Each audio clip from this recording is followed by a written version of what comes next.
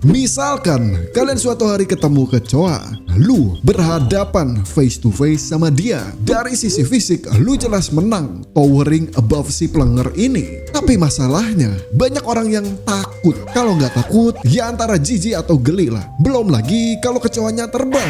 Buat yang panikan, bisa langsung berak cair di tempat. Itu baru di dunia kita. Bagaimana kalau di Warhammer 40k? Di sana, kecoa yang berhadapan sama lu udah besar, udah ABG alias anjing gede banget. Tingginya bisa 3 meter. Lu refleks dong geprek dia pakai sapu. Tapi tiba-tiba tangan lu buntung, disabet pakai pedang tulang mereka. Terus mereka ngecerotin tangan kiri lu pakai cairan hijau yang ngelelehin sampai tulang. Terakhir si kecoa ini nyuntikin bayi parasit ke leher lu dan membuahi lu pelan-pelan. Menyenangkan bukan? Enggak sih. Jadi selamat datang di Sesakit Apa Ngandung Bayi Kecoa Alien di Warhammer 40k. Yang mana gue bakal ngejelasin salah satu ras paling mengerikan di Warhammer 40k, yaitu Tyranids. Apa mereka ini sebenarnya? Asal usulnya dari mana dan penderitaan apa yang bakal kalian alami jika ketemu mereka? Sebelum mulai, disclaimer dulu kalau di sini pembahasannya secara kasual, sederhana dan fun aja. Jadi kalau gua ada salah atau kalian ada tambahan, boleh bilang di komen. Juga peringatan bagi kalian yang fobia sama serangga-seranggaan atau bahkan lagi makan, mending jangan lanjut. Teruntuk kalian para kecoa mania, Tyranids adalah salah satu ras paling biadab. Sebelumnya udah pernah gua mention di video penjelasan Warhammer 40k. Mereka ini kelihatan kayak serangga yang dipakein gigi, ditempelin daging, dan dikasih armor tank T72. Umur mereka ini bisa jauh lebih tua daripada ras tertua di galaksi, yaitu Old Ones, Necrons, bahkan Chaos Gods. Kecuali Ketan nih, karena mereka lahir barengan sama Big Bang. Para walang keke ini berasal dari mana juga belum jelas. Intinya sejarah mereka ini kagak jelas. Karena itu banyak teori liar dari para fans bermunculan. Kayak ada yang bilang kalau mereka ini hasil eksperimen Old Ones sebenarnya. Nah sekarang kalian ikut gua sebentar. Selamat datang di situs penggalian Jozu RPG. As you can see, gua nemu fosil Tyranids yang bisa kita bongkar untuk mengetahui tentang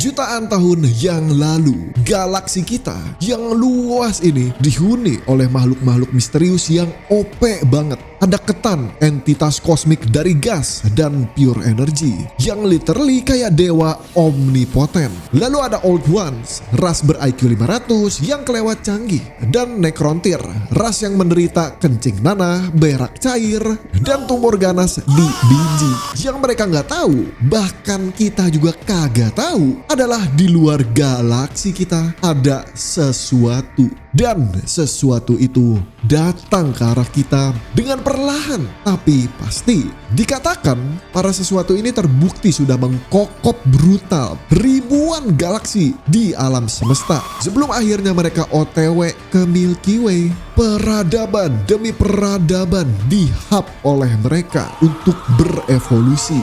Bro, bayangin aja mereka setua apa? Dari galaksi ke galaksi itu jutaan tahun cahaya. Belum lagi ngelahap galaksi, terus berevolusinya lama banget. Kalau di IRL, mereka ini muncul di buku panduan pertama, yaitu buku aturan edisi pertama Warhammer 40k Rogue Trader yang dirilis pada 1987. Dulu itu bentuknya kayak alien dongo bawa senjata. Terus akhirnya dirombak pada 1993 jadi monster kosmik. Jauh-jauh mereka ngetuk jalan kaki dari luar galaksi. Bukannya bawa oleh-oleh makanan, malah kita yang dimakan. Ngebrengsek. Semua itu gara-gara satu kejadian tolol yang mancing mereka ke sini. Jadi suatu hari di galaksi kita yang unj-unj ini ada acara Sodokana Sodokini bernama Horus Heresy yang diadain oleh keluarga Cemara Imperium untuk bertukar tinju. Nah di planet bernama Sota ada satu alat mainan kuno peninggalan Necrons bernama Paris Beacon. Semacam mercusuar goib yang pakai energi psychic. Singkatnya, situasi udah di ujung banget nih. Udah aging. Karena itu mas marinir luar angkasa bernama Barabas Dentioch mutusin buat nyalain beaconnya di overload sama dia. Dan yup, alatnya meleduk. Nembakin gelombang energi terang banget sampai tembus keluar galaksi. Lu tahu kan serangga kalau dikasih lampu langsung nyamperin. Nah ini tuh sama banget. Tyranids yang lagi pada turu, komuknya pada ke center. Spontan ya secara insting langsung engas brutal ngejar-ngejar sumbernya. Mereka bergegas atas perintah Hive Mind, yaitu kesadaran kolektif yang nyatuin seluruh Tyranids. Simpelnya satu ras itu sepemikiran semua. Jadi kalau satu dapat info langsung bisa kesebar ke semua makhluk. Sejak saat itu miliaran, bahkan triliunan Tyranids OTW kenceng. Setelah ribuan tahun mereka sampai di pinggiran galaksi Milky Way. Para Tyranids langsung ngeces beleberan ngiler-ngiler. Santapan ada di sepanjang mata memandang. Kemudian terjadilah hal yang bikin krisis sampai sekarang, yaitu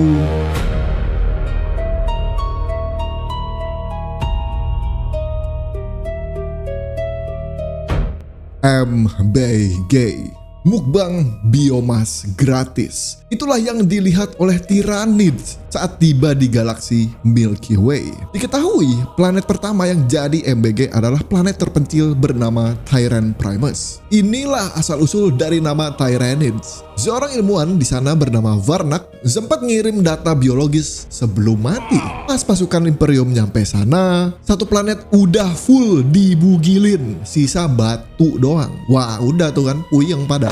Akhirnya turun tanganlah orang-orangan Inquisitor cabang Ordo Xenos atau ahli alien buat nyelidikin. Ia bernama Critman. Ini orang yang pertama sadar kalau serangan ini bukan dari alien biasa. Tapi mengingat ini dunia Warhammer, setahu gue emang kagak ada yang biasa sih bang. Anyways, dia sadar ini bisa jadi ancaman kiamat baru. Buru-burulah dia ngabarin tentang hal ini. Dia belajar kalau Tyranids ini nyerang dengan gelombang besar yang dinamakan Hive Fleet. Udah gitu, datangnya dari segala arah. Serangan-serangan ini terjadi di tahun 40 ribuan. Gelombang Ragnamok pertama bernama Hive Fleet Behemoth pada tahun 745. Datang dengan taktik Trabastromos dan hampir ngebugilin planet McRange, rumahnya para Ultramarines. Serangan dipimpin oleh Jenderal The Swarm Lord. Gelombang kedua bernama Hive Fleet Kraken pada 993. Datang dengan taktik mecahin diri terus ngokopin ratusan planet. Imperium langsung puyeng tuh. Sakit kepala atas sama kepala bawah. Tapi MVP-nya adalah para Eldar, terutama Prince Yriel yang ngebacok Hive Tyrant utama pakai Spear of Twilight. Gelombang ketiga bernama Hive Fleet Leviathan pada 997. Kali ini manusia udah ready banget, full cash sama titel pada nunggu di pinggir galaksi. Tapi tiba-tiba Tyranids muncul dari bawah galaksi. Planet Baal Primus sama Baal Secundus jadi korbannya. Manusia langsung kocar-kacir berak air. Lucunya, Pangeran Iblis Khorne bernama Kabanda ikutan bante-bante di sana. Lu ngapain bos? Cuma buat pamer doang, emang tai banget. Lalu Primarch ribut gila men yang baru bangun itu langsung ngabisin sisa Tyranidsnya. Tapi bohong, gelombang keempat Hive Fleet Leviathan ternyata masih hidup. Yang tadi dibantai-bantai ternyata cuma umpan doang. Aslinya langsung ngarah ke Terra. Nah inilah yang terjadi di era sekarang. Tapi lu pada heran kagak sih? Masa kecoa gitu-gitu pada bisa punya taktik? Perasaan bego bin tolol dah. Kok bisa? Well, dari sampel fosil yang tadi kita temuin, Laboratorium Jozu RPG ada temuan baru nih. Langsung aja kita bahas tentang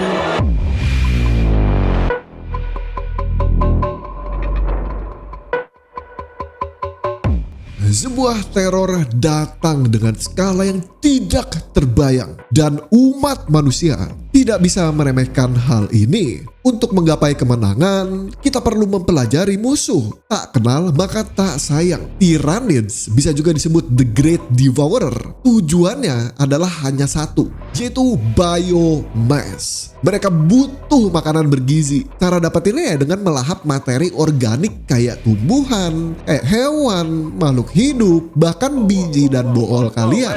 Mereka nggak kayak ras lain yang butuh kekuasaan, uang, jabatan, dan lain-lain. Gak ada tuh diplomasian, kagak ada. Gizi dan DNA yang mereka lahap dari biomass itu dipakai buat berevolusi. Apa yang mereka makan, semua infonya diserap. Entah itu skill, entah itu taktik, cara mikir, dan lain-lain. Makanya mereka adaptasi terus, udah kayak Mahoraga. Bedanya ini ada miliaran, bahkan triliunan. Ditambah dengan hive mind, pengetahuan yang dikumpulin miliaran Tyranids itu bisa merata. Tapi walaupun server pusatnya di hive mind, cara nyebarin info-infonya itu nggak sesimpel itu, bos. Para kecoa dan walang sangit ini punya struktur dan hierarki. Jadi gini Le, Tyranids itu kehubung satu sama lain pakai jaringan namanya synapse network. Anggap aja kayak wifi biar gampang. Jadi sinyal wifi ini kan jangkauannya pendek banget lah. Biar tambah luas mereka pakai synapse creature namanya. Makhluk yang jadi penguat sinyal dan biasanya sekaligus jadi komandan lapangan. Mereka ini gede banget dan pinter-pinter. Gue sebutin aja beberapa nih. Ada Hive Tyrant, kecoa gede yang mimpin Swarm. Terus ada Zoanthropy, kecoa ngapung yang jadi artileri psychic. Lalu ada Broodlord, kecoa tukang kobel-kobel. Dia ini kasta tertinggi tipe Gene Stealer. Nah, mampus bingung kan lo itu apaan? Ntar gue bahas. Kelemahan Tyranids ada di synapse creature ini. Kalau mereka mati, sinyalnya keputus langsung. Sisanya ya pada kocar-kacir. Lulu pada pasti ngira mentang-mentang Tyranids ini hive mind gak bisa punya personality mereka.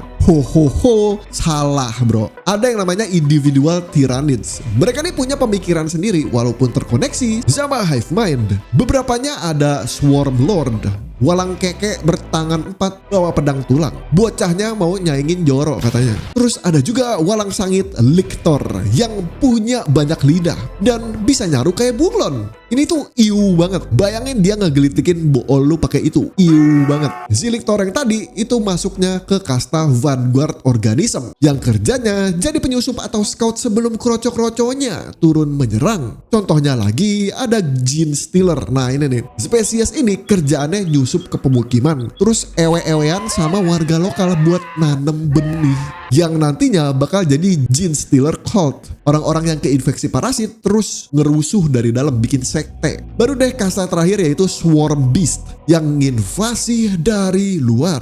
Beberapanya ada Termagants, kecoa tangan 6 yang bawa senapan bioweapon. Lalu Gargoyle, kecoa campur kelelawar terbang yang bawa flash borer. Oh iya, mereka juga naik bioship, kapal daging hidup luar angkasa yang segede benua. Buset, gede banget. Juga sebagai rahim raksasa buat produksi Tyranids. Gokil ya, mereka punya kapal namanya Narwhal buat OTW kenceng banget kecepatan cahaya dengan cara ngobrak-ngabrik hukum fisika, yaitu ngekompres ruang dan waktu. Jadi bikin gravitasi sendiri semacam itulah. Jadi kagak lewat dimensi warp.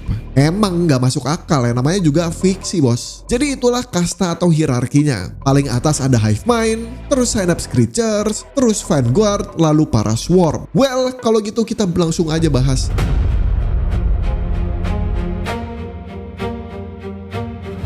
Satu kata buat deskripsiin Tyranids: horor. Untuk grogotin dunia kita, mereka bawa alat perang dan cara yang kagak masuk akal, mengerikan, menjijikan, dan menyakitkan. Sebelum invasi skala besar, mereka ngirim penyusup bernama Gene Stealer. Mereka masuk lewat kapal dagang. Pas mendarat, mereka bakal nyulik manusia, terus melakukan cipokan maut bernama Gene Stealer Kiss. Lidah panjang berotot mereka bernama ovipositor bakal nyipok leher kalian dan merodoknya dengan parasit. Efeknya, DNA dan otak korban langsung bobrok, lalu terkena hipnotis psikis. Korban bakalan ngerasa seperti dapat pencerahan religius dan cinta mati sama Gene Stealer. Bayangin lu dihampirin sama alien. Hell nah. Selanjutnya manusia itu bakal hidup normal, ya kawin dan beranak pinak. Generasi 1 dan 2 ini pas lahir bakal cacat banget, kepalanya penyok, kulitnya ungu, dan tangannya ada banyak. Nah di generasi 4 lah yang paling bahaya. Anak-anak yang lahir itu persis banget kayak manusia dan pada masuk Astra Militarum. Ada yang jadi pejabat, jadi polisi lokal, bahkan jadi jenderal. Udah tuh tinggal nunggu waktu aja sampai armada utama Tyranids datang. Dan pas mereka datang, kekacauan dari dalam dimulai. Hari pengebolan pun tiba.